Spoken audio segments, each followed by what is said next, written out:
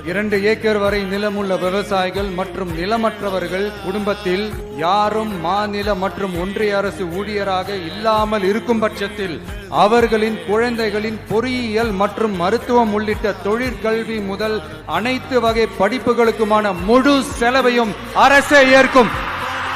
விவசாயிகளின் விருப்பத்திற்கு எதிராக எந்த திட்டமாக இருந்தாலும், ஒன்றிய அரசின் நெருக்கடியே இருந்தாலும் அந்த திட்டத்தை உங்களுடைய டிவிகே ஆட்சி முழுமையாக நிராகரிக்கும்.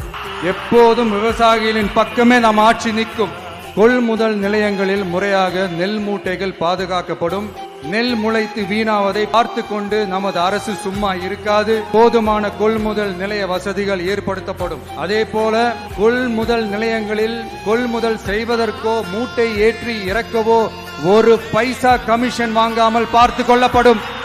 அப்படி கமிஷன் வாங்குவது யாராக இருந்தாலும் கடும் நடவடிக்கை எடுக்கப்படும். 500 ரேஷன் கார்டுகளுக்கு ஒரு ரேஷன் கடை என்ற வரையறை நிர்ணயிக்கப்படும். கிராமங்களிலும் எடையாளர் நியமிக்கப்படுவார். பெண் விற்பனையாளருக்கு பெண் எடையாளர், ஆண் விற்பனையாளருக்கு ஆண் எடையாளர் என்பது பின்பற்றப்படும்.